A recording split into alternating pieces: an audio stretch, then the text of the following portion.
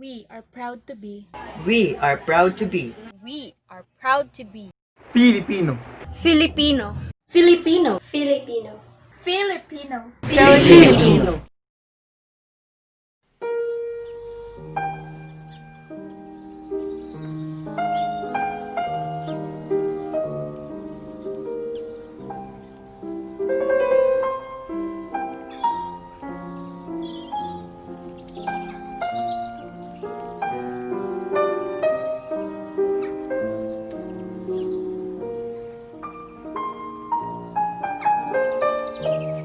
CTU studies the requirements and effects of research assessment for the generation of new information and the role of research in the process of innovation.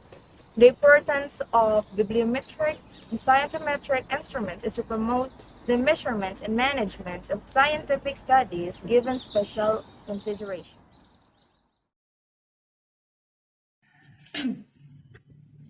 The LTS stands for Literacy Training Service. It's an NSTP component that focuses on training students to become a teacher for infants, adult school youth, and other segments of society. This portion is specifically targeted students who take education courses, but other students from other colleges are equally allowed to choose it.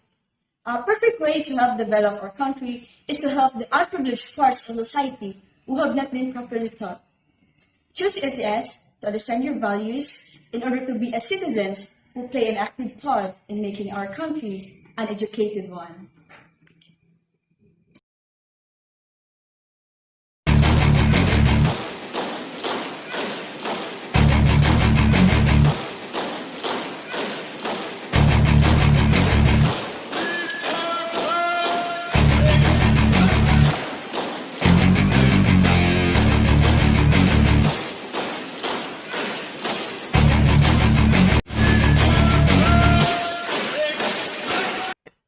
The aim of the ROTC Army is to train students as officers in the active Army, Army Reserve, or Army National Guard for commissioning. The overall curriculum is intended to help students to develop the skills and behaviors that will make them competitive academically and to develop well-educated junior officers.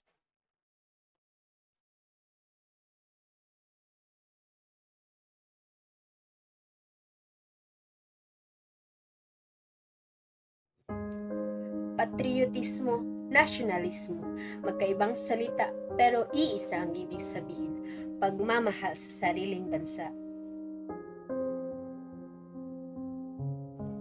Bansa na nakasaksi sa bawat pagsubok iyong napagdaanan at pinagdaraanan.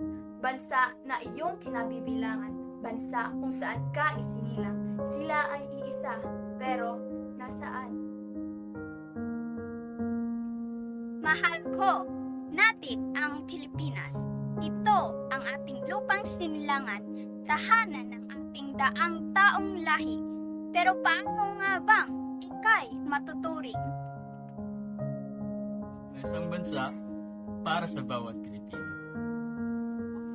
Kung ang 7,000 isla mo'y hiwa-hiwalay, at kung ang iyong mga kinupukpuk ay winawatak ng magkakaibang pag-iisip at paniniwala.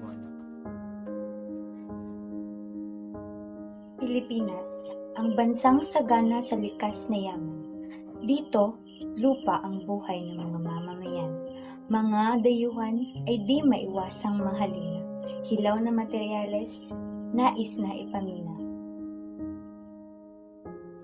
Mga katutubo sila'y pinagsamantalahan. At ang gobyerno'y tila nagbulag-bulagan. Kanilang plano ng pag-unlad para sa bayan, di kailanman makakamtam sa rason ng buwan.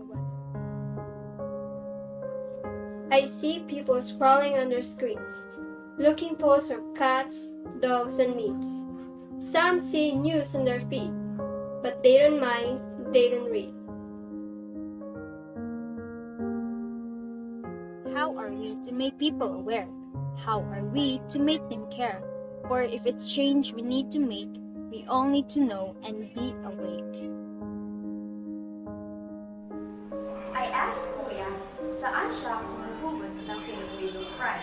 Ang sagot niya, foreigners told me that we are hospitable. Sabi pa niya, they have it here in their gentrified private spaces, sa coffee shops, and leisure clubs, and white sandy beaches, name it.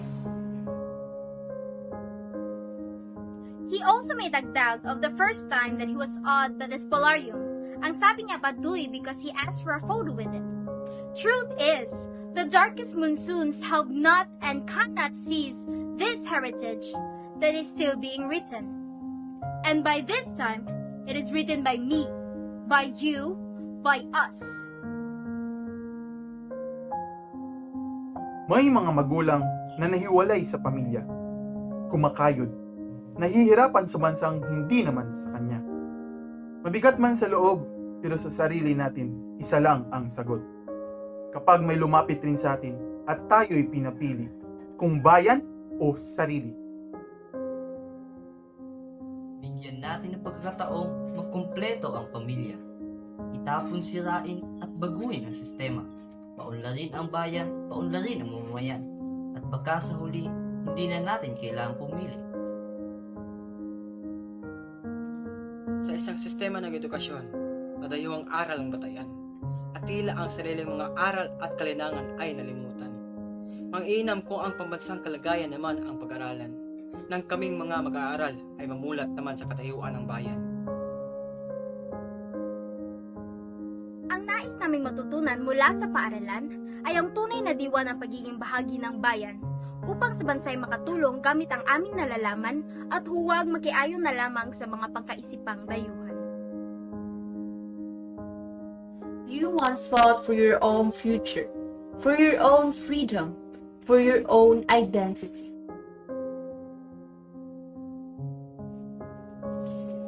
You once choose to take a stand, to right the wrongs, to be steward of your land.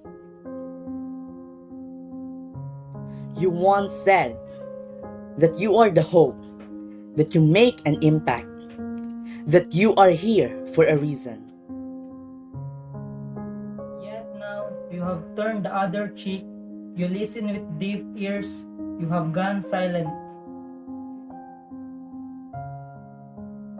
Duterte or Dilawan, you're just one or the other, an idiot and elitist, but you come from the same mother, a motherland full of frustrations or abominations. You are a Filipino, a fighter, a believer. You're not just only one or the other, in a motherland full of heroes and innovators.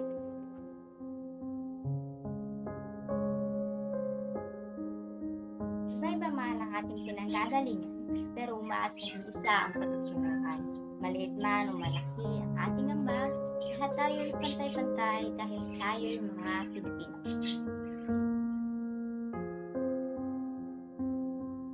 Sama-sama, kapit kamay nating abutin ang pangarap ng nagkakaisang bansa.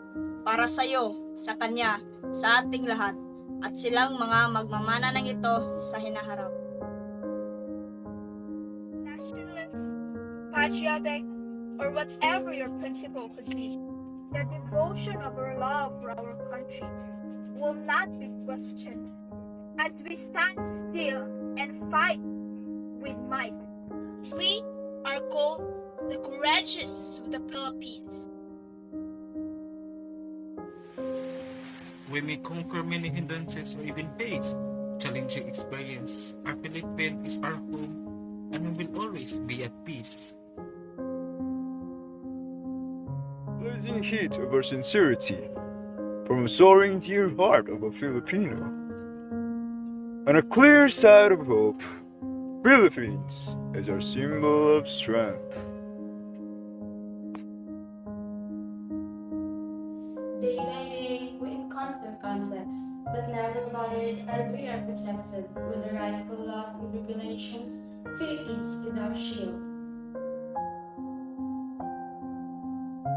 By far, the Philippines' nature environment is one of its masterpiece. We will always be proud and loud, because to promote is to invite. Indeed, Philippines deserve the high recognition. We welcome no fear, because the Philippines is our gear. with beautiful sceneries blasting off every day, truly, our country will always be a place to stay.